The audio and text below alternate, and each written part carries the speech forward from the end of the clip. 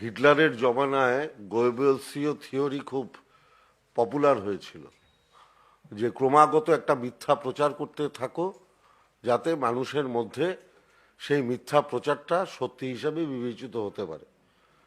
ভারতবর্ষের দুটি দল, একটা ভারতীয় জনতা পার্টি এবং মার্ক্সবাদী কমিউনিস্ট পার্টি, তারা এই গোয়েবলসীয় থিওরি প্রয়োগ করছে বাংলার উপর।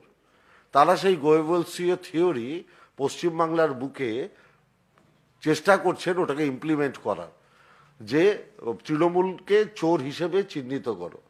বাংলার মাননীয় মুখ্যমন্ত্রী মমতা বন্দ্যোপাধ্যায়ের স্বচ্ছ ভাবমূর্তিকে যখন কালিমালিপ্ত করা যাচ্ছে না, তাহলে তৃণমূল কংগ্রেসের অন্যান্যদের প্রতি ইডি সিবিআইকে অগণতান্ত্রিকভাবে জোর করে লাগিয়ে দিয়ে মমতা ব্যানার্জিকে কালিমালিপ্ত করবার একটা চেষ্টা হচ্ছে।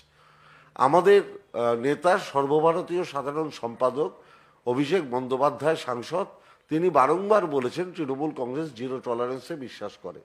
আমরা কোনো জায়গায় যদি কোথাও কোনো ইডি রেড করেছে, সিবিআই রেড করেছে, ডেকেছে, তৃণমূল কংগ্রেসের এমন একজন নেতাকেও দেখাতে পারবেন না যিনি সেই অভিযোগের ভিত্তিতে সেই তদানীন্তন সংস্থার মুখোমুখি হন না।